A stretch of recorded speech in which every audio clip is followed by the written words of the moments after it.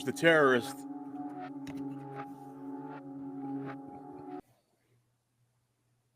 All right, you guys, welcome back. The Cue Tang Clan is back. Man, what a weekend pool. I caught myself flipping back and forth between women's pool and the Euro Open. I was like, man, this is just solid times to be a pool fan. And on top of that, you had the European Predator stuff. Mm-hmm. Man, crazy. How you guys doing? I know we chatting, but let's for those of you at home, how are you guys doing? Exhausted. You had a big drive. Jeff was in a tournament this weekend. Yeah, it didn't go well, but woke up 5 a.m. Saturday morning, drove down, got there about 9, played my first match at 6:30. Fun stuff. All that Greg Hogue stuff, man. I was expecting you to come back and say, man, I made it to the fucking semis. I looked at the bracket and I liked my chances actually to go make the top 12 of the tournament. And the person I ended up playing in the first round was a lottery winner, so they got a game on the wire. And so I lost Hill naturally. Shit. But both of us, the person I lost to in that round, she finished 7th, 8th in the tournament. So it's not like I lost to a scrub anyway. But we probably played our 2 worst matches. Both of us probably played our worst match of our lives against each other in that. It was just terrible. And then just one of those things that happens. B-side, dogged a 9-ball. Just, stuff happens. Yeah, it does. It's there's dates out there. The ball rose unexplainably. Yep. Greg has profoundly affected my life, and I'll tell you why. I'll be playing it at nighttime or in the morning, and I'll make a nice shot, and I'll shout out, like so! Yeah, if you haven't seen Greg's videos or his training, I'm talking about Greg Hogue. He very, very country, very, very southern, and every time he hits a shot, he shouts out, like so. Yeah. If that doesn't play in your head at some point, you haven't been around Greg enough. I mean, it's gonna happen. Oh man, Diana, how we doing? You progressing on that foot? We're currently getting dumped on. It's like a good. There's a solid 2 inches of snow, and then just the last couple of hours. So it's going to be interesting getting to school tomorrow. Oh wow. Do you guys have a lot of snow days, or virtual learning or whatever they call it? I think the last time we had a snow day was 2018, and we actually had 2 snow days that day. It was 2018 January, and we were supposed to clock in January 2nd, but I'm pretty sure it was 2018 that we got hit really hard. And I've never hit refresh so much on my computer just to wait to see if we got a snow day or not, because I did not live up on the hill where the university was, and I was down in the valley, bottom of the valley, and I was like, there's no way I'm getting my tiny little car all the way up that hill. No way. So when I saw the snow day, and then when I saw the second snow day, I was just like, this is history, yo. History.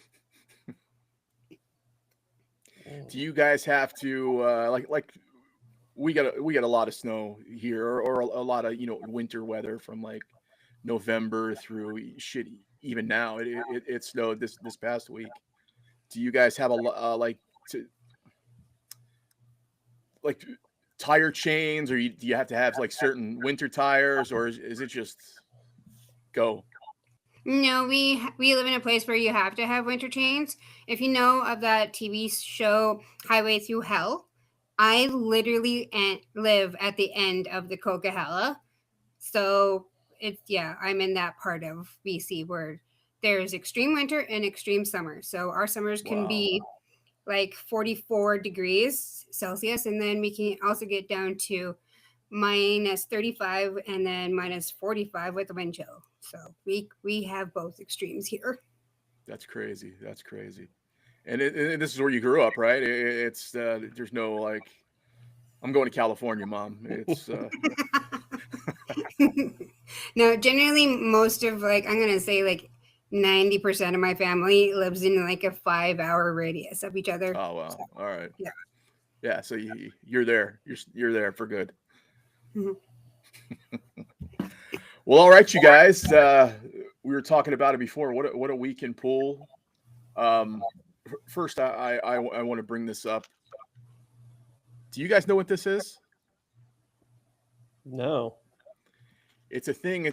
I've probably had this 15 years. It's called.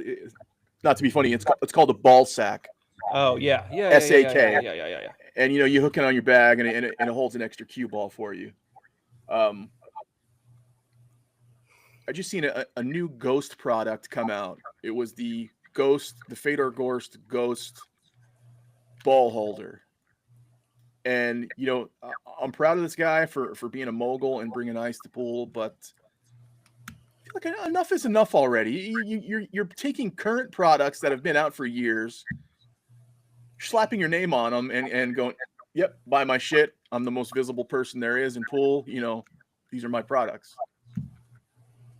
It's like I'm stolen from the internet all the time. I gotta feel like if you have a current invention, if you were Mr. Ballsack, you'd be like, this fucking guy, he took my shit. Yep. Patent probably ran out, and they figured it out, and they just went after it. Yeah, it's enough already. Yeah. Well, given how much he does clean off the cue ball, I'm not too surprised because every time the ref does hand him the ball, you can always see him on the edge of the rail. Just yeah, but it's not like a cleaning device though. It's to bring, like, you hook this on your bag so you can bring your own cue ball with you. It's but I guess what you can bring up also is shaft polish has been out since Christ wore short pants, and he has a shaft polish, Ghost shaft polish. Does he have scientists on hand that are with beakers? Mr. Ghost, we are coming up with the next great item for you. I mean, maybe he got Putin to put some scientists on some stuff for him. Yeah. Who knows? After Ukraine, we will take on Fedor's products. Yeah. I mean... So let me get this straight. He finished playing in Las Vegas at Griff's. He did the 8-ball, and then he jumped on a plane, and he went over and played in the European Open, right? Yeah. Yep. Wow. He probably thought he was stealing out there too. Huh? Yeah, he did 8-ball, then he did an 8-ball to make it that far. Guy, he's got to be running on energy and green tea or something. Mm-hmm. Anyway, you guys, let's kick it into the Euro Open. Does somebody have a speaker on? I hear myself feeding back. I hear it too. No, I'm on my headphones, so you shouldn't be able to hear me through anything. I don't think so.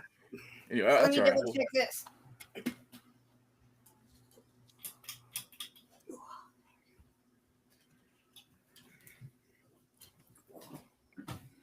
All right, so we'll start off with the Euro Open. We'll start off with the round of 32. This way we're not boring everybody. If you looked at the roster, it was like 100 guys from Eastern Europe whose last name all ended in C's.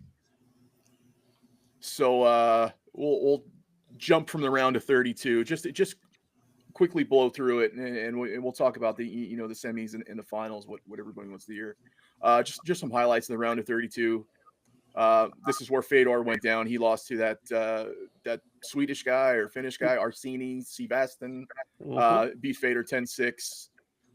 Good match between Noyuki Oi and Georgi Georgiev. Noyuki took that 10-6. Georgiev is always he's always around. He's just never quite good enough to go really deep, but he will give people fits along the way. I always see guys like, I want to say like Dennis Grabe, Georgie, Mark Bisterbosch, those groups that are top speed guys, but they're just a lower echelon. Yep. Still great players, and still would kick the shit out of me and you. Okay, 100%. We lost Diana. She warned us with the snow coming. Anyway, we'll motor through. She'll pop back if she can. Josh Filler beating that Quentin Pongers kid who's showing up a lot more. 10-4. Mm-hmm. Robbie Capito knocked out the one other Estonian, Carl Nadenberg.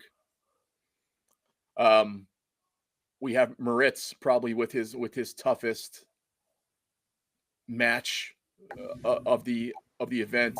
He facing the Vietnamese guy Phung Nong Pham. They went hill. Moritz edged him out 10-9. Baby Kachi taking on the one other Estonian in Dennis Grabe, kicked the shit out of him 10-2. And then we got Big Kachi who beat Jeff's favorite player, Emil Gangenfloat, 10-4. Oh man, good old Emil. All right, now just moving on to the round of 16. This is where Mario He is starting to assert himself. He knocks out Arsini 10-2, kicked the crap out of him. Mohamed Sufi showing up again, takes out Nuyuki Yoi in a big match, beat him 10-5. Now we have the battle of the acronyms. Dong Kwok Kong versus Francisco Sanchez Ruiz. And shockingly, the Martian beat FSR at his own game, beat him in safety battles, outshot him, beat him 10-8. Moritz Neuhausen, once again, this time he takes out Robbie Capito. Robbie is one of those guys. Obviously I love Robbie. I talk about all the time. He's always trending up to me, but I would say he's slightly between those guys and the guys we just talked about, like Dennis Grabe and Georgie. Yeah, I would. He's I would a little above Robbie, them, yeah, but he's a little below. Yeah, agreed. But typical for him, he's if it's a deep in the knockout round, you're going to see him, and he's just always progressing. Baby Kachi again kicking the crap out of David Al-Kaidi 10-3. And his brother, his big brother, doing the same thing over Ken Salim 10-3. This was a good match. I wound up watching this one. This was Oliver Zolnacki versus Victor Zelinsky. Zolnacki beat him 10-7. This was another match that I watched. Josh Filler versus Mika Vandenberg. Mika Vandenberg had chances to put away Josh Filler. He did. Dogged an 8-ball, dogged a 6-ball. The match was at 9-8, and he dogs a 6-ball late. Yeah, that was brutal. That swung the whole match. And so Josh Filler moving on to the quarters with that. Into the quarters, the round of 8. Mohamed Sufi gets his ass whooped by Josh Filler 10-3. That's the thing with Sufi. He can randomly go deep, but his play style, and it's no offense to Sufi, he's a great player. Yeah. But with his technique and his fundamentals, he's just never going to be able to consistently put those insane matches together that get it done. Yeah, he's I've seen him. He's always played solid pool, but you're right. He's got a chicken wing that would make people from Buffalo jealous. I mean, it's insane. Mario He takes out Oliver Zolnacki. Oliver Zolnacki had a great run. Mario He beat him 10-7. Dong Kwok Kong, another good match with Moritz. I think Moritz was in a lot more control of this match, but that match went hill. Moritz beat him 10-9. And then the crown jewel of the round of 8 featured Big Kachi versus Little Kachi. Brother versus brother. Great match. You see such a good future for Little Kachi, or Claudio. I don't even call him Little Kachi. It just his brother's so big. But there's no surprise in this. Eklund Kachi is. I don't think he's good at other Q sports. This is a straight up rotation player, and he's great at it. I'm always wowed by him. I think if he played more, and not that he's probably not playing. I think if we seen him more and he played in more events against consistent, better people, I think he would be up there with Josh Filler. I think he's that good. I think he has either the best break or the second best break on tour, period.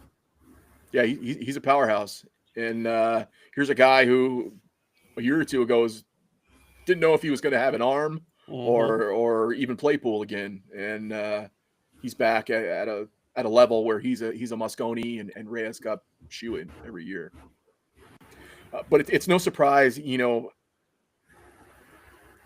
they're playing in Sarajevo. It's like 250 miles from Albania. You had to know the Kachis were going to show up. That's probably the closest thing they have to a home game type atmosphere. We probably knew all 15 people in the stands. Man, there's a moment, and I was getting weirded out by it. There was two guys sitting with their arms around each other.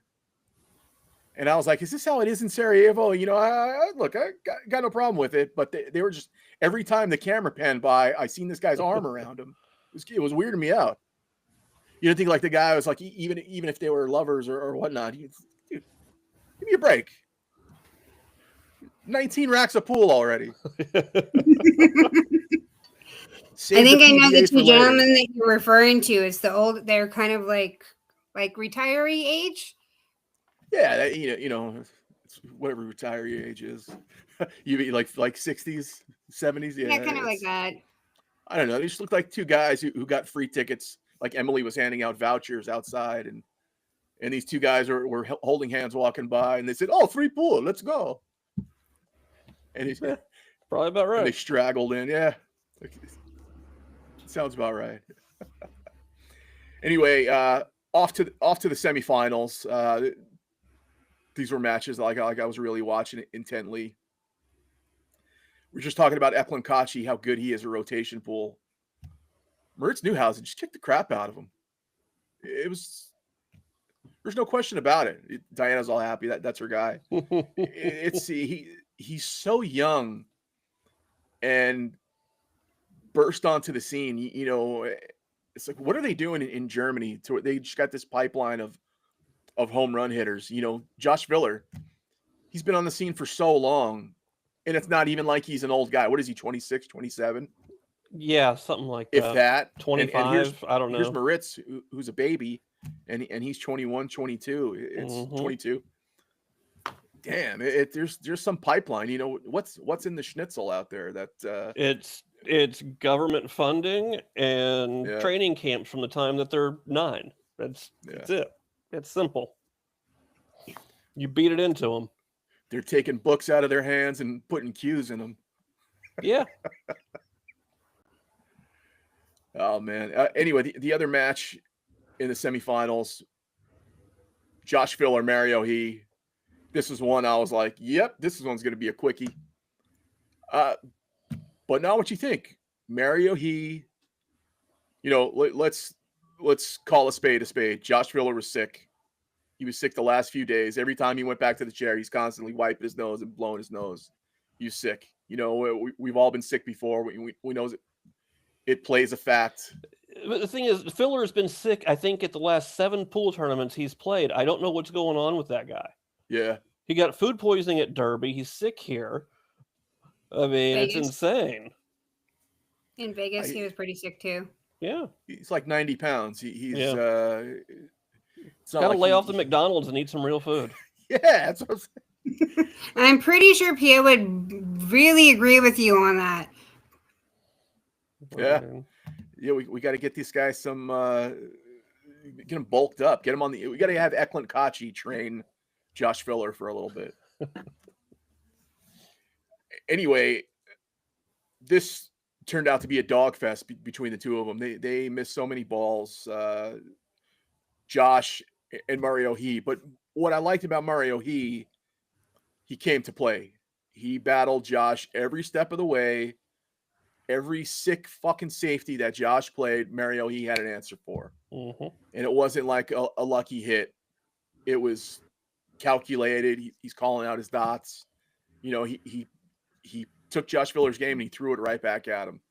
And that's what makes you think, like, Mario, he was one of those guys, you know, he's trending upward and then downward. And sometimes you see him, sometimes you don't. We all know about his situation a couple years ago where he was virtually a lock for the Mosconi Cup in the Mosconi Cup and got flagged for medication, or they flagged him. They thought he was doing drugs or something like that. It turned out to be a blood pressure medication that was merely unapproved by whoever's standards. IOC. So yeah, so this is a guy who's he's been in the picture. You're waiting for him to win. You think he's knocking on the door, and then he goes away for a while. And who am I to say, you know, if a guy goes away for a while, you know, he's dealing with stuff. But I'm a big guy. I've been a small guy, and I can tell you that being a big guy affects your pool. Your body contorts differently. You know, your stamina. And we've seen that today, and we'll bring that up in the finals. You know, as well as he played, he ran out of gas, and that's something we can go into now. You know, with the final of Mario He and Moritz Neuhausen. I told you guys before we got on, Mario He was up 7-2. He's kicking the crap out of Moritz. Moritz is putting in serious share time. I made a AI picture about Mario He winning. You know, I was like, man, I'm gonna save this for later. I'll post it later. Went to sleep for a little bit. I woke up to pictures of Moritz holding up a trophy. Guys, at one point, Moritz ran off 10 racks in a row. Is this a story of Mario kind of running out of a little bit of juice, or are we sleeping on Moritz? Is he the next big swinging dick of the pool industry? I think he's laying the lumber. I think that's him. I think it's just he is a beast. German engineering. Diana, you said it. Yeah, if you like, just like watch that young gentleman's form when he goes to go like stance, when he goes to go bridge his hand, and just watch his form. There's nothing about it that's like, ooh, maybe I'll move this way. Oh, maybe I'll move this way. That man's form when he's stancing and when he's placing his foot on the floor and his hand on the table, there's no guessing about it. That's all science, practice, hours of practice, hundreds of hours of practice. He's found out what works for him and how it works for him and how he moves his body. And he knows that if he moves his body this way, this is the reaction he's going to get on the table. No panic, no pressure. Just okay. When you get your turn, you get your turn, and he made the most of it. And what was the shot we were talking about, Jeff? Mario played an intentional foul. I think at 7-2 or something like that. I think that's what it was. And Moritz came with a combination, and it just that was the turning point. And it was gone. It was crazy. Crazy, man. I feel so bad for him. He's been at this a minute. You know, if we're thinking about this, like if this was a unionized company and Moritz is winning and Mario's not, like you go to the union, you bitch about it. Mm-hmm. It's I don't know. In this one, it's like, man, you better get your shit together and come back stronger next time. Yeah, and as an American Mosconi Cup fan, I was rooting for Mario because I want him on Europeans. I want him on Europe. And this is no disrespect to Mario's game or Mario at all, but being a veteran and being a rookie on the Mosconi Cup team, coming into U.S. into hostile territory, plays a lot more tricks in your head than it does to be a young Moritz Neuhausen who just doesn't give a shit. he's too young and dumb to know any better. He's just going to come out and perform. Mario's going to think about it, and here it goes. So I was hoping he was going to get the win. Yeah, but who knows? It's he can still make the team. He's given himself a good position. Yeah, he's showing up. He's such a nice guy, and you feel like things are owed to him at this point. Yeah, and even against Josh Filler, who I absolutely love, who I think is the best pool player in the world, who I figured was going to win, but it's like I'm pulling for Mario, and it's like, oh shit, he's got a chance, and I just wanted to see him raise the trophy. I was anticipating that so much, and it would have done. I think it would have done wonders for his confidence and made him that much more of a better pool player, knowing that he can do it. He can tip it over the edge. Yeah, he's definitely on the short list of players that I really want to see lift a major trophy. I've been watching this guy for a lot of years, man. I started seeing him at the billiards expos, and it's big guys notice other big guys, and it's like I was always pulling for the guy. Like he's built like me. He doesn't want to have his shirt tucked in more than I do. So it's you start pulling for those guys, and then you realize he's a nice guy, and he got fucked over with the bill thing, and you want to pull for him even more. So, man, we're on your side, Mario. We hope you rebound strong and stick it to everybody after this. Anyway, Moritz Neuhausen, congrats, European Open. They said this was back-to-back finals for him. I don't remember the last final that he was in. Is it going back to last year? It said it was back-to-back major finals. I don't. They said it. I'm sure they're correct. I just don't know what it was. You know, it seems to me they're having a hard time figuring out a lot of things this week. And when we say that, we can constitute the referees. You know, Jeff, Pushgate. Take us through Pushgate. You know, that this was one thing that plagged a solid week of pool. Bonkers Pongers. I'll give Call credit for one thing. That is a great nickname. Bonkers Pongers is fantastic. That needs to be trademarked right now. And put it on the back of your jersey, my man. And even the video that he made today, which we all thought like the commentary was disrespectful and unknowledgeable. I didn't watch a single thing Carl put out afterwards. Okay. I didn't want to give him any clicks, any likes, any views, I didn't watch a single thing that he did. I did read comments about what he posted. Yeah. Which was basically a non-apology apology. I feel the same way about Carl Boys. I do not like him. I question why isn't the guy still playing right now? You know, he's not what is he, not even 40? Yeah, he might be 40 now, but yeah. He every time I see him, he looks like he has a filthy, wrinkled shirt on, and he just gives me the vibe of like somebody who doesn't give a shit and is always running his mouth. And I don't know. He posted something about Josh Filler calling him cocky and tyrannical. Fuck are you, bro? You're telling me that kid is a tyrant? I don't see it. And even the announcing, they almost try to villainize people in a way. Josh Filler's the villain. Yeah. Fader Gorst is, Dong Kwok Hong. And I get the aspect of trying to do that because, let's face it, overall pool is kind of a boring sport to watch. You have to enjoy it to watch it. So you're trying to create storylines with people, and you're trying to turn people into heels, and you're trying to manufacture stuff to get people's interest. It's not going to work, but you want to create storylines around people, but stupid. So anyway, back to Pushgate. That's a good hashtag. We need to hashtag Pushgate. That. Make sure it's Pushgate. Yeah. Jeff, take us through this. So there was a situation in the Quentin Pongers Flavian Glant match. Not a match that a lot of people would have their eye on, but no. It caught the spotlight for it's probably the highlight of the whole entire thing at this point. So, I mean, basically, Pongers makes sure and verifies with the ref that the cue ball and the object ball are frozen together. And according to WPA rules, if they're frozen together, you can pretty much do whatever you want. Yeah.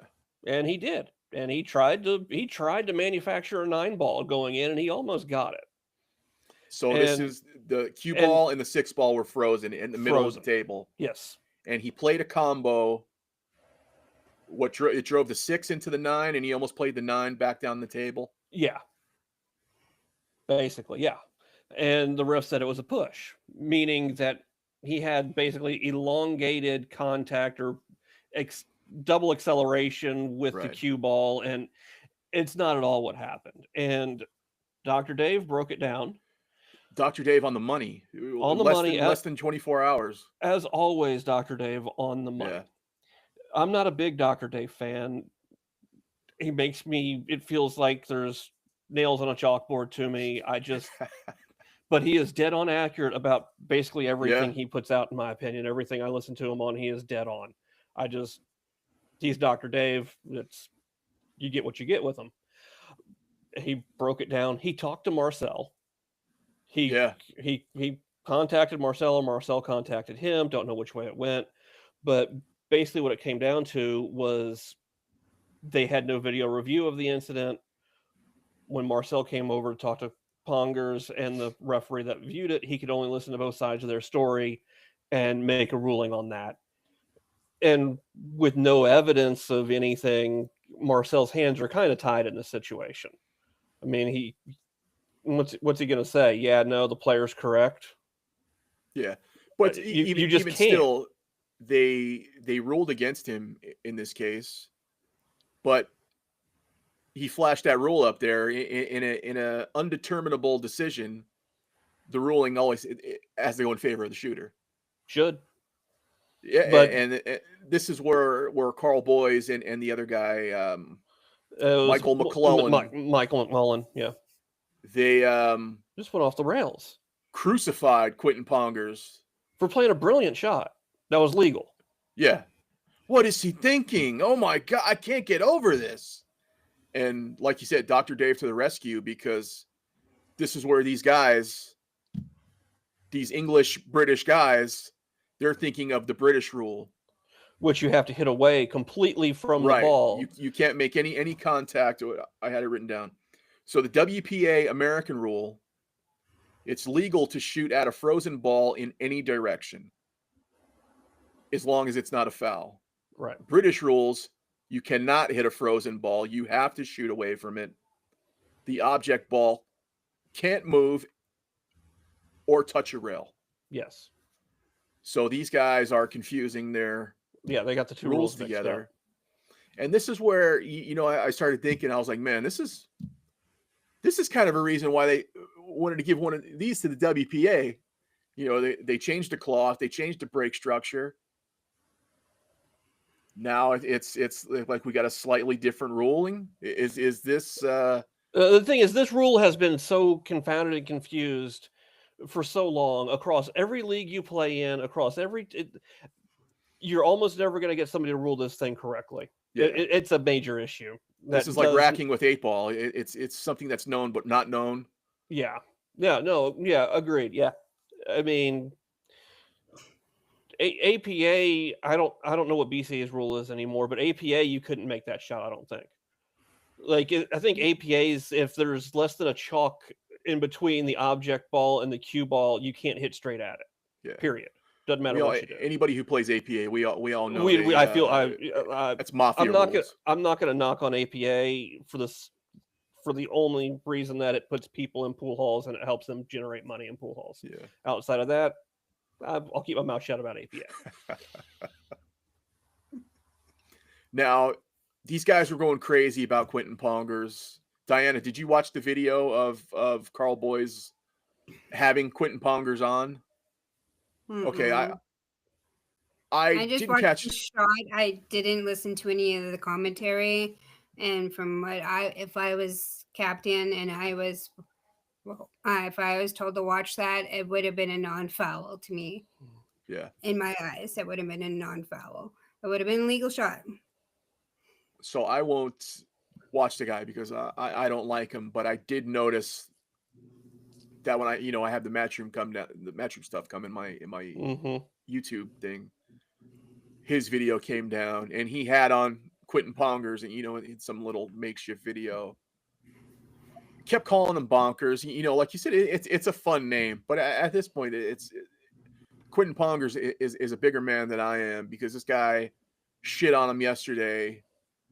He's clearly being cheeky with him and shitting on him here in this video. They're just trying to clarify the rule. Quentin knew the rule. Yeah, that's why he clarified that the balls were frozen and went down and took the shot. He knew what he was doing. And for him to not put up a fight about it and not press the issue and go, man, that's bullshit. Go into Mika mode and what would Earl do? Right. So my question throughout this entire all these opinions about the shot is that if I'm not mistaken, I saw Mario do almost a very similar shot a few matches beforehand, and nothing was said about that. His arm was jacked right up there, the same angle, and he did the same, and he did foul on that one, but we're not talking about that one. Why are we talking about this one? Different ref, and probably because it wound up being a foul to where it was such an unusual looking shot that people just aren't used to seeing it because it doesn't come up very often. You're typically not playing that shot with a ton of speed trying to manufacture something. Even McClellan was saying that that's a double hit. You can hear it. There, you can't have a double hit. Yeah. Man, it's this kind of goes into the thing that Ralph Eckert posted about, which was do we really need referees? This is a gentleman's game. Can't we figure this shit out between me and you? It was just briefly. It was he did a poll, and people were for referees. I thought the referee should be an impartial tiebreaker party. If we can't figure this out, if we're Rob Sayers and Billy Thornton and we can't figure this out, then maybe you should call in the ref and he can be the final say. I think in professional events, we sort of need referees. Yeah. You need them to rack the balls. That should be their... They should be trained to rack the balls, but let's get them trained to do that first. All right, let's spend a few weeks with these guys and train them to rack balls. Can we just clone John Lehman already and just have 10 of these guys? But that should be first and foremost. 98% of their duties is racking balls. Outside of that, it should be like every pool tournament that's ran at a lower level. There's no referee unless a player requests a shot to be watched. Yeah. At which point, the referee should videotape it with a high-speed camera so it can be looked back in slow motion if there is any question. At that point, if there is questions and players still don't agree, you can have someone like Marcel, maybe somebody better than Marcel, who actually knows things, come over and view the tape and see what happens. That way, every questionable hit has video review under it, and it's not just a split-second glance of an eye, and it's all taken care of fairly. Because you're not going to get video cameras around every single table, et cetera, but you can put two high-speed cameras, cell phone cameras, or whatever into these referees' hands to run at a major tournament and handle things this way. It would not be hard. Yeah, this isn't a Sunday afternoon tavern tournament. This is where we do that. Yeah, we literally do that. That was actually my first thought when I saw the video. I'm like, what would John say? Can we ask John? Somebody use John as a call a friend. You know how NFL games there's a questionable call, they have like the one good ref from 20 years ago as the official guy, and he says no that's, or even how hockey does it. Yeah. Anytime there's an issue in hockey, somebody hops on an iPad and they're on the phone with Toronto. Yeah. Is this a good goal? Hang on a second. Yeah. They have to have somebody impartial watching at all times. Yeah, you could literally just teach 4 people to rack balls and how to hold a camera That's asking too And much. I know, and let Marcel review everything, or John review everything, or whoever they pick. Yeah. It wouldn't be hard. And and this is like the World Championships last year when we were dealing with the turtle wax. Yeah. Why is there something that's always taking the shine away from these events? You know, this is where the Hearns come into play, because there's always a stigma attached. And when I say the Hearns, you know that's who Emily is learning from. That's her blueprint. Yeah. It's crazy. There's always something marred. They can never just have it be like, man, that was a really good event. Now this is like, man, this is a really good event. Oh, but did you see that bush shot shit? Well, I don't know that anybody was calling this a really good event. This one, anytime you have 100 people whose last name ends with C, it's a bad time. And you have the European Open Championship and you can't fill it. Yeah, it's not a good look. Yeah, they should have gave more tickets away to couples. Well, I don't mean the fans. Forget the fans. I meant players. You didn't get 256 players there. Yeah. I don't know how many spots they missed. It was probably 40, 50 players they were missing, something like that. And this is going to be something to watch when we have like the Florida or the Arizona Open, and it's the first time. Watch it. They're going to be turning people away. Yeah. I just think people show out more here where we have less tournaments. Yes, we support pool much more here in America. It's us in Asia that support pool. Yeah. Europe doesn't. Canada, hi. Yeah, Europe just doesn't. It doesn't bring out people for pool. Vietnam does. Manila does. Yeah, especially in places like, you couldn't have had this in Germany. You couldn't have had this in London. It was great when it was in Germany. Yeah. Let's do it at Sarajevo. That's the spot. Let's just have it in Iran. We can have like the Baghdad Open. Yeah. Well, PBS went to Austria a few years ago, and it did a nice turnout there. They could have went to. These are nice tourists. This is all over again. This is the thing Hanoi Open versus Pro Billiard Series in Indonesia. Malta. You can have this tournament in Malta. Yeah. You can have it in Monte Carlo. You can have it in Nice. Think about these great places that people want to go that are in Europe. And you pick Sarajevo. That's that Matchroom Logistics team. It is the fact that it was the cheapest place they could find that would host a tournament, and they said yes. Yeah. It's a shame. Let's move away from Emily, who I swore I wouldn't badger anymore. I've turned my sights to another Matchroom employee who I won't give the courtesy of disclosing, but I am no longer. So you have frozen Emily out. I'm no longer jabbing the spirit, Emily. She can go do her thing. I'll leave her alone for the time being. You've put her in the freezer. Well said, my friend. Well said. Properly this time. I don't know. I've got two teenage nieces who I don't think take the amount of selfies combined that she takes in the period of 24 hours. Here's a post of 15 selfies of me turning my head in every fucking angle there is. Does she hand her phone to somebody and say, quick, snap 20 pics of me? Who the fuck is letting her do this? Oh, it's the other little blonde lady with like short hair that's like they travel together. It's her mini me. Yeah, it's her mini me. She's another little blonde, tiny little girl with hair like here. In the job interview, she was like, "Look, I need you to follow me. I need you to take 20 selfies of me." Okay. Anyway, on to maybe a less corrupt organization, the WPBA. I fucking teed that one up. And maybe less corrupt. What day of the week are we talking about?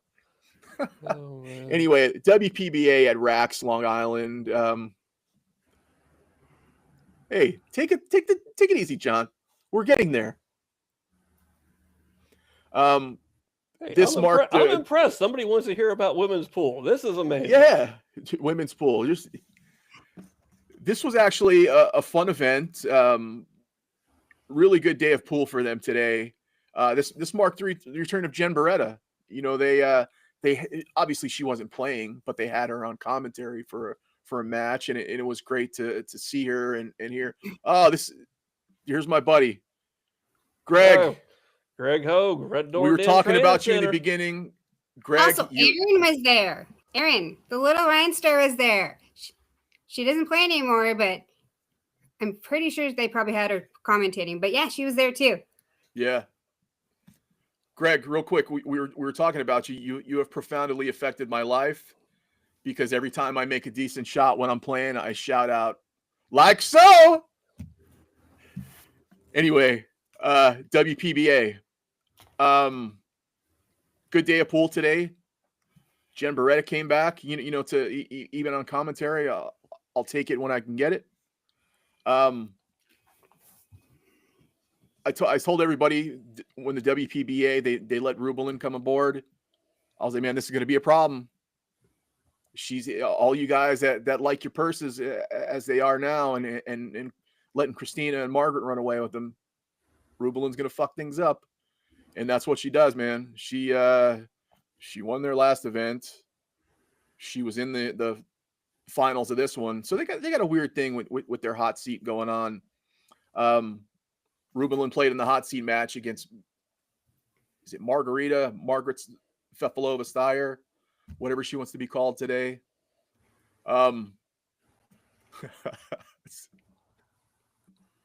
Like so. Oh man, that kills me. Anyway, so they had a hot seat match with Rubelin and Margaret. Margaret kicked the crap out of Rubelin. 8-1. That's just impressive. Yeah, absolutely. Margaret had some things she was talking about. She's reinvigorated her love of pool and she's rededicated herself. I always thought she was great to begin with, but if she's going to be like that, you know, good for her. Kicked the crap out of Rubelin. Rubelin even gave her the last match. And then we had a top four. Sophia Mast showing up big time this week. She was in the mix. Her game has gotten so good so quick. She's really good. Over the last 18 months, it has just come up. So she played Kristina Zlateva earlier in the event and beat her, and then Kristina Zlateva beat her in the fourth place game. So Sophia Mast finished fourth. Zlateva went on to play against Rubelin. Rubelin wound up beating her. And then it was Margaret and Rubelin again for the championship.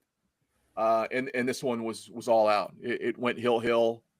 Margaret broken run the last rack like a fucking G. And boom, Margaret's your champion, beating Rubelin. And it's absolutely hysterical. Tyler was playing at the same time. Oh, in the ultimate pool. He's got his phone sitting next to him, next to his chair on the stand, sweating Margaret's match as he's playing Dennis Hatch. And He goes up 2-0, and then you can tell that the match with Margaret is getting close because he is just zoned in on this and has just stopped giving a flying fuck about his match that he's playing. That's awesome. He's sitting there. You can just see him going, come on. And it's like, all right, go Tyler. I like him better as a cheerleading husband than I do as a pool player. Anyway, WPBA, I'm just going to read some standouts of how they finished. Obviously, Margaret's your champion, Rubelin second. Kristina Zlateva, she's the Georgiev. And it's funny that they're from the same place. Yeah. She's Christina's right there always, all the time, but always. just never quite over the... So Christina third, Sophia Mast fourth. Here's where it gets good. Savannah, fifth place. This is what I want to see from her. Mm-hmm. I think over the next 18 months, you're going to see a breakout from Savannah, and I think Yeah. Sophia's going to keep going even higher, and they're going to be really competing. Show us why you're here. You know, you're not doing it in these junior events. Show us why you're here. If you're continuing to play adult events, show us. Excuse me. Well, Savannah's game is severely slowed down in the last year. If you go watch her in Vegas about 2 years ago, she just, there's a reason why we called her the Roadrunner. She just zipped around the table. She's kind of stepped back from that a little bit more. You can actually see her like looking ahead a few more steps than before. You can actually see her be like, okay, if I do this, then this will happen, and if I do this will happen. And you can actually see her, like you can see the gears going in her head when she's approaching the table. The now. knowledge she's picked up over the last couple Yeah. years has sunk in, and now she's not just acting on instinct; she's relying on actual knowledge. Yeah, big difference. I don't want to see her be like Jennifer Capriati. She was a G, became a pro young, and then burnt herself out. Mm-hmm. I see Savannah. She's playing guitar. She's into hockey. Be a kid. Yeah, Enjoy you gotta life. Be a kid. Yeah, You got plenty of time to be a professional pool player. You know, go off and do you. Hey, love you, Greg. Thank you, buddy. Absolutely, my man. Hey, you got to put more work in with Jeff. He's getting knocked out. B-side. We need more. We need more like so out there. Anyway, Savannah top 5. Just some other notables in their finishing. Kaylee McIntosh 6th. You know, she was always one of those ones we thought was going to be an up and comer. Good to see her place in the top 10. Britt Bryant. I love Britt Bryant. I thought she was a hell of a pool player. Every time the WPBA event gives away a trophy, she's in the middle of it. You know, does she have stock in the game? Is she like a vice president or something like that? I always see her in between the two girls holding the trophies and taking the picture. Anyway, Britt Bryant 7th, Ashley Benoit 8th, one a Canadian friend for Diana, Veronique Mernad 9th place. Bean Hung rounds out the top 10. Here's a weird finish for Christina Tkach, 12th place. You know, she took a hill loss to Rublin, you know, which ended her time there. But she's a top seed. She doesn't really play. You know, she plays the least stronger of the players. To see her finish 12th, man, she must have had a real tough time. Kennedy Mayman 18th. Another one of Diana's friends, Emily Duddy, 29th. She first round match. Even with the forfeit, she wound up losing the next one, going right to the B side. I know she's the 33rd ranked women's player or something like that. I remember not long ago she was in the top 10, 11. You know, up there with like Monica Webb and those guys. Mm-hmm. I'd like to see more from her. You know, she's a constant pillar of the female game. You know, we talk about her all the time. She's on all the shows. Like more from her. Here's another one. She's as sweet as can be. She's always been nice to me. People see her, they know her, they love her. Chanel Lorraine, 57th place. You know, I don't know what they consider her a pro, a low end pro, but not a lot of the girls on the WPBA are even pro levels. So 57th, it's like it's like you're just paying them to show up.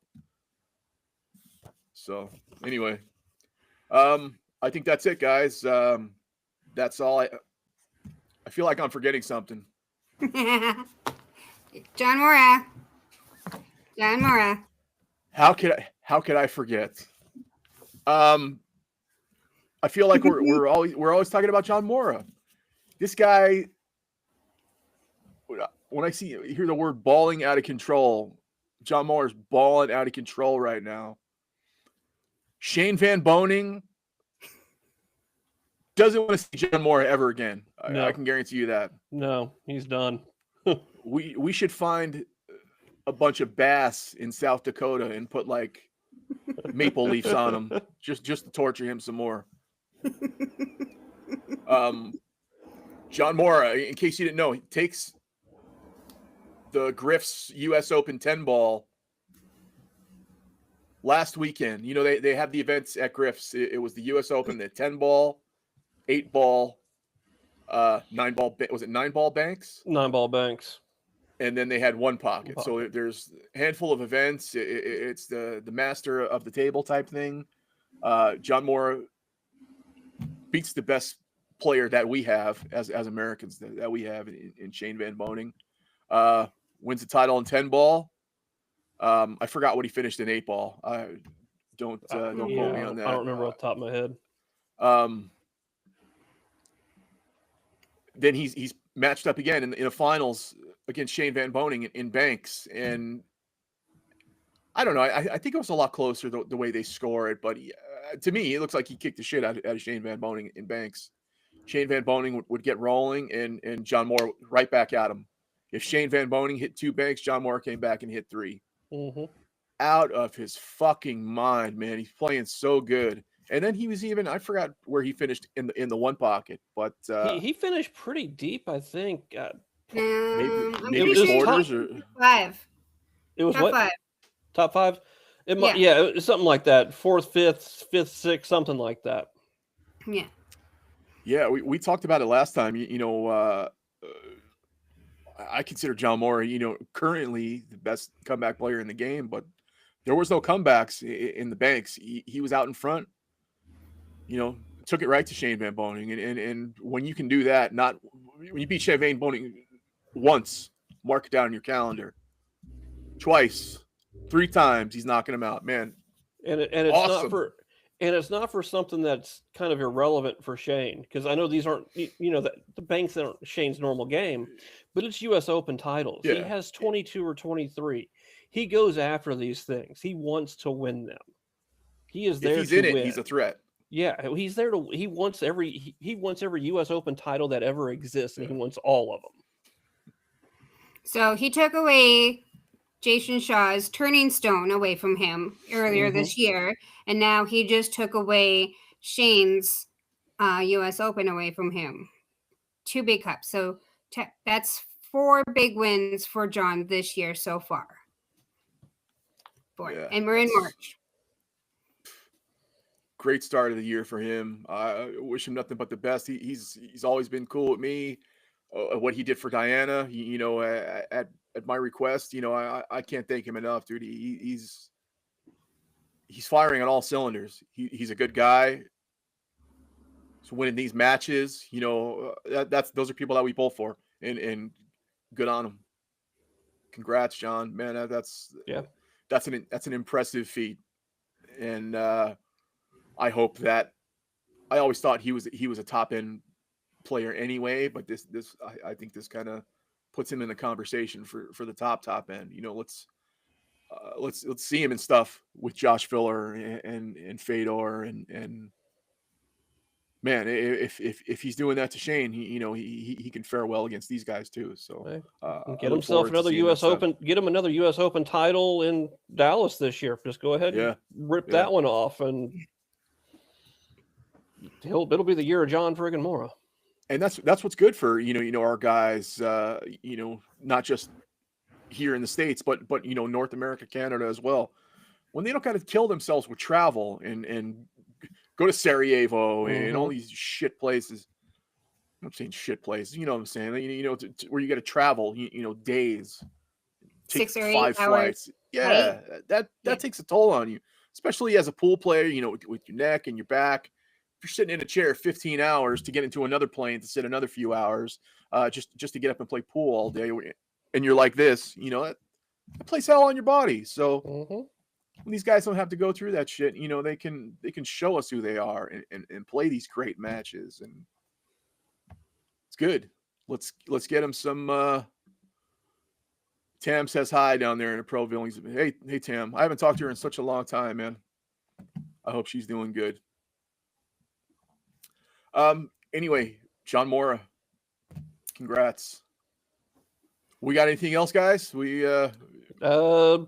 Jordan Helfrey, another women's junior player, just took down the women's open at the Ultimate Pool USA. So, Nice. Not a junior event, but the actual overall women's thing. She took it down, so good for her. And you got Chris Melling and Dennis Hatch in the final right now. So, I haven't got into that Ultimate Pool stuff. I know it's. I watched a little bit of it, and it was I was just watching how it was timed and everything like that, and it just looked kind of weird to me. But I'm seeing more players doing it now. Like Sky's there consistently. Obviously, we've seen Shane there a lot. Yeah, that's where Justin Bergman Tyler has been, Bergman. Yeah.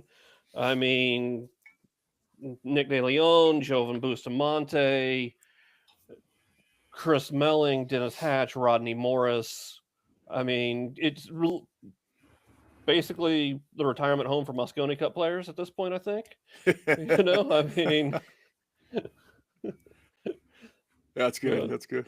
Yeah, it makes for good TV. I think it's just either timed events. You're never worried about when's a match going to start, how long is it going to take. Yeah. You're going to get your match done in depending on the thing. It's 30 minutes or 45 minutes or 40 minutes.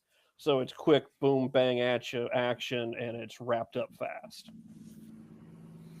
Yeah, that's cool. I gotta get myself into it a little bit more. I like to be knowledgeable about everything.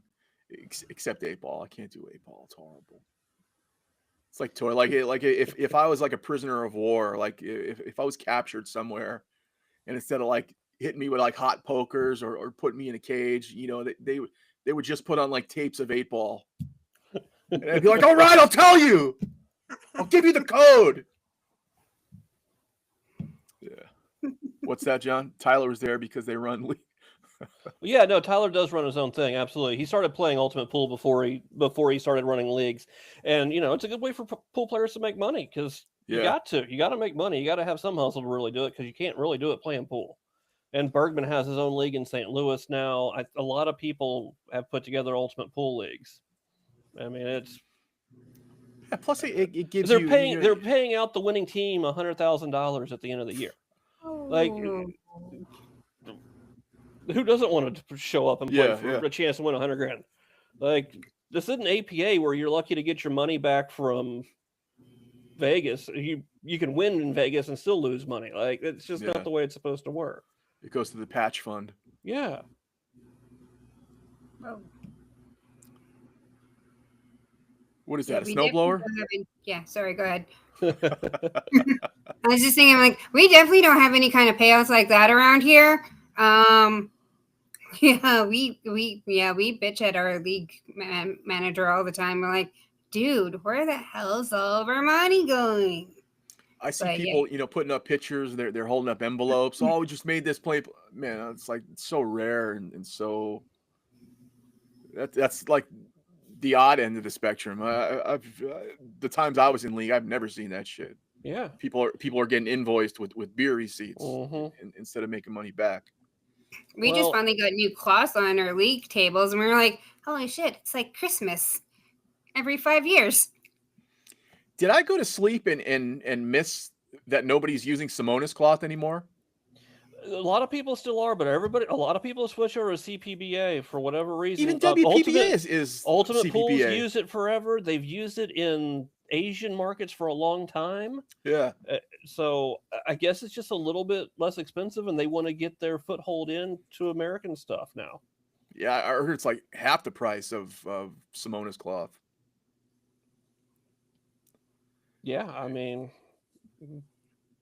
pool room owners want good cloth. I mean, yeah, you get good cloth for half the price of Simonis. You kind of have to save money where you can. I forgot what I did my cloth almost a year ago. I think for 9 foot, it's like you like almost $400. That sounds about right. And that's using a coupon and getting a deal and like shit, man. Mm-hmm. It's the Turning Point, the CPBA guy was extremely nice, and when I met him at the expo and he, here, take some chalks, take some samples, and he was such a good guy and a friendly guy. I can't imagine he's like that to these guys who want to use his product. So, man, good on him for jumping in there and filling a void or giving them the same conditions and same level of product. Mm-hmm. You know, it's they're all pretty much the same. They're all that worsted fabric or napless fabric, too expensive because COVID. Yeah, and also Simonis 6 years out of COVID, we're still blaming that Simonis shit. didn't care about cloth or promoting it or doing anything different because they've been the name in cloth for 3,000 years and nobody was buying anything else. You were either buying cheap knockoffs or you're buying Simonis. Yeah, now they got now they have competition, so let's see what happens. Yeah, even a buddy of mine, he wound up getting what's the Predator one, Diana? Apex? Yeah. Oh, wound up getting that shit for like $100 less than Arcade. There you go. You wound up getting that shit less than Simonis. I don't know. I've always been the guy. When there's people are selling me a pool table or they're the text talking about what to use. I'm like, nope. Simonis Tournament Blue 860. It's so beat into my head that's the standard. Maybe I got to try one of these. It's not like you're trying a new beer. It's a cloth. It's you can't play with it for a week. You kind of commit to it for a little bit, Yeah, it's tough. It's like me and my dad go through cars all the time. How can you take it around the corner at a test drive? You like it, then you got to live with it. For the next time, and you wind up hating it, and you want to get rid of it. It's like, how do you know you like it until you have it? It's not like one of those things to where it's like, hey, can I borrow your cloth for a little bit? Yeah, you think that'll work? It's just like a pool cue and a tip on it. Who knows? Yeah. You hit 10 stop shots or 10 draw shots with the thing. You don't have a clue what it actually does. Yeah. Mm-hmm. Yeah, that's why it's so crucial. They have these shows like Vegas and in a few weeks in Philly. Go and grab every fucking cue you can, play on every table you can. Because you're never going to get this opportunity to know what you like and what else is out there. That's great. Like, I used to use Predator products for years. I thought that was the shit until I started playing with handmade cues and custom cues. And you're like, man, what was I doing to myself? There's a giant world out there, and this sport makes it tough to experience a lot of that stuff. Greg, can I borrow your cloth? Yeah. Can I get a couple swatches of your CPBA, please? Yeah. Yeah, when I started playing pool again, I was like, yeah, let's go to Vegas. And now that I'm like really like getting into it and like doing this kind of stuff again, I'm like, I want to go to the Cue Makers convention. Yeah. I would pay. If I could go to the Cue Makers convention and play with some of those cues that those really, really, really, really old guys make. Wow, I would be in heaven. I'd be Emily taking pictures of everything. Yeah, BCA Expo or whatever it is this weekend, I guess. Yeah, Vegas, and then I think those guys go right to Philly. Get in the camper and go right to Philly. Speaking of cues, what a day for Viking cues. My particular brand of cue. Moritz, Margaret, both Viking, both white carbon, 60 people. That's good on them. That's a nice shot in the arm for them, because the guy they're probably paying a whole shit ton of money to isn't waving the flag for them as hard as these guys are. So big up Vikings cues. Go out there and matter of fact, if you're gonna buy Viking shit, hit up my friend Devin on Facebook because this is the guy. I've never seen anybody. There's people that post these cues like they want to know what it is, and he's like fucking Batman, dude. People post in the Viking forum, and he chimes right in. He has like this encyclopedic knowledge of Viking cues, man. It's like anything I've ever seen. So if you're looking for some Viking stuff. Obviously, they're affiliated with Cyberts, but hit up Devin Morris on Facebook in the Viking forums because he's the Viking of Viking. Guys, I think that covers it in the world of our Q sports for the week. I don't think we will be on next week. Dry your eyes, everybody. Dry your eyes. I don't know if I have any. I somebody just wanted. Yeah, thank you. I don't think there's nothing. Want to give it. Oh, sorry. Go ahead. Okay, I'm sorry, Dinah. I don't think there's anything going on next week, so we won't be bringing you a fresh new show unless you wanted to leave a comment down below. Unless you want us to show up, we'll act out scenes from like The Godfather or Saving Private Ryan or something like that. We'll each take a part. Tomorrow is my birthday. Once again, nobody chime in. Nobody get me any gifts. You want to do something nice for me? You want to do something nice for your boy? Subscribe to the channel. Dennis Corlo hair? Huh? What? Yeah. I will take a RoboCop wig, and I will take your subscription to my YouTube channel to enjoy us Cue Tang Clanners. Diana, what did you want to say? You have the final word. Oh, that was it. I wanted to give a shout out to you for your birthday tomorrow. Another Pisces. Thank you. We rock. And I just wanted to give a shout out to like Melina and Mike for not boring the hell out of us at Griff's, keeping us awake and keeping the pool entertaining. Thank you. No bourbon this week. We drove in a little bit late this afternoon. Hadn't picked anything up last week. Jeff was getting fucked up on Zimas last night. Yeah. Steel Reserve, sir. Steel Reserve. I had a couple camos, couple Steel Reserve. Yep. And a couple like so. Like so. All right, you guys. Another good show. Another Cue Tang banger in the books. Yeah, Pisces. Hey, Greg, happy birthday, brother. Your birthday was Friday. Happy birthday. Absolutely. Salute, Greg. March babies, Pisces babies. Got to stick together. Greg, thank you for sharing the show. I appreciate you, brother. Reenactment of Color Money. We can do that. The only thing we can't do is the scene, the Werewolves of London scene where he goes, yeah, and my hair was perfect. It's not going to happen. Yeah. And my beard was perfect. Just like so. Well, all right, you guys. Thank you guys for joining us. Thank you guys in the chat. We appreciate that. Please like, subscribe, comment, all that shit. Follow the show, subscribe to the show, follow these guys, follow my fellow Cue Tang Tanners here. Diana, Jeff, you'll see them tagged on a bunch of my stuff, probably everything that's on the page recently. That said, I am Rob, the Gangster of Pool, and we are